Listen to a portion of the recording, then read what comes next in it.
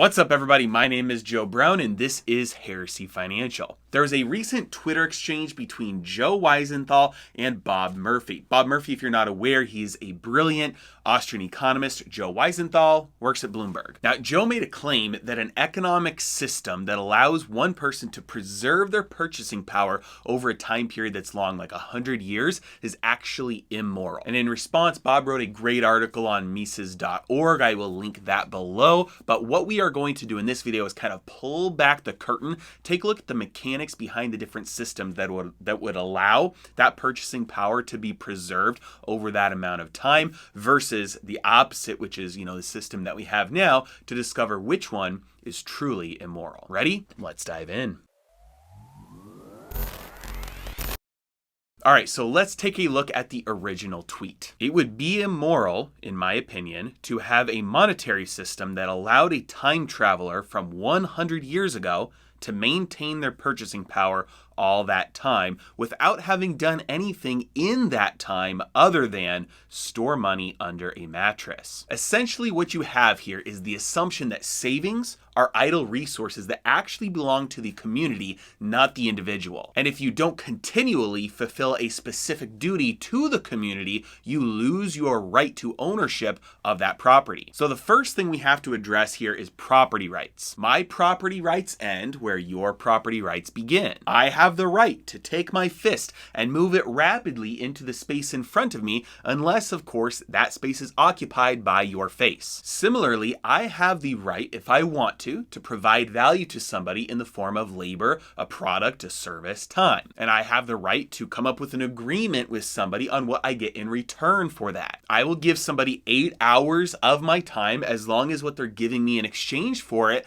looks to me like it's worth more than my 8 hours. Now, in a barter example, I might trade 8 hours for 3 square meals. But barter breaks down in a complex economy because you had somebody then who all they can do is grow bananas. They're trying to stockpile truckloads of bananas because they need a car. They take their bananas to the car lot and realize, hey, the person with the car doesn't actually want my bananas. So money is just the medium. It's the middleman that allows somebody to store their value in it until they decide to consume. This means that if I go to work all year long and save every penny that I earn, all I'm doing is deferring my consumption. This means the net result on the economy is that I'm providing something of real value. I'm providing wealth in the form of labor or time, but I'm not extracting any resources back out of the economy in exchange for that.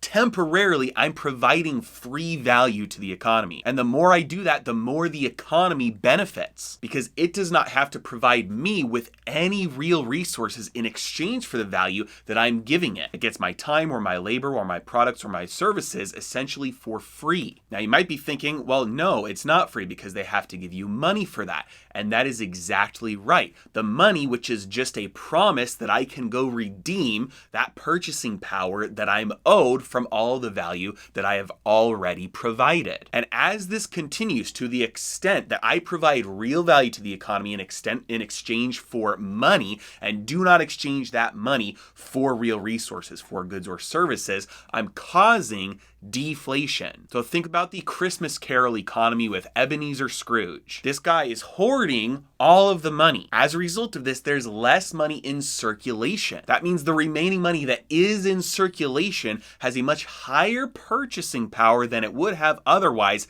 if Ebenezer Scrooge had been spending all that money. The small amount of money still in circulation has a much higher value relative to all the goods and services than it would if the money was more abundant. So to the extent that Scrooge hoards money, everyone else gets richer because their own money goes further as goods and services get cheaper. Scrooge is providing value to the economy and he is not requiring the economy to give him back any real resources in exchange for that labor, that service. And the community now with their increased purchasing power has the ability to use those resources in a way that can grow the economy even further. Now, the conversation should stop here because the purchasing power already belongs to the person who saves. So any system designed to extract that purchasing power from him, regardless of the amount of time, whether it's 100 years or 1 year, is immoral. It is theft. It is transferring ownership of property from one person to the community. He already provided the community with value, which gave him the right to acquire other value, and he is deferring the use of that right until a later time. Not only is that his right to do so and to maintain that for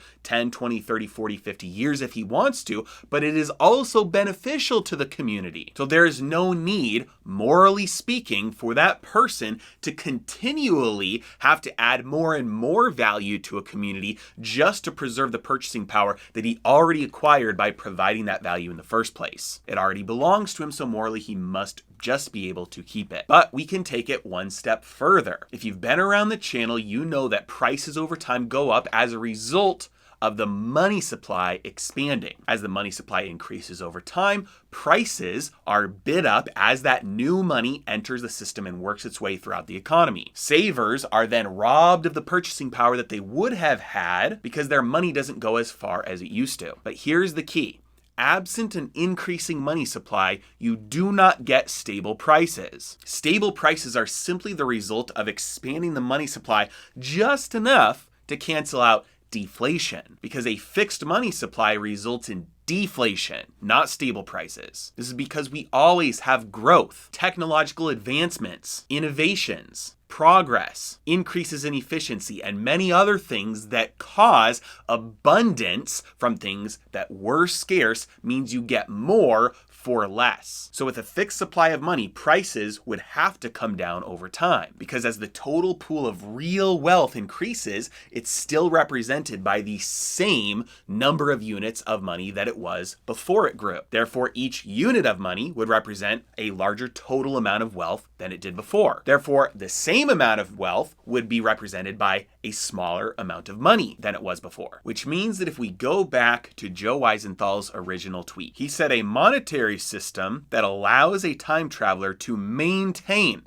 their purchasing power for 100 years is immoral. He is actually correct, because if your purchasing power is simply preserved and that's it, that means you are being robbed of the deflation that would be happening absent an increasing supply of money. So contrary to what modern economists would have everybody believe, it is not the theft of property and purchasing power that makes a system moral. It is the preservation of property rights regardless of how much somebody has. As always, I really appreciate you guys. Thank you so much for watching. Have a great day.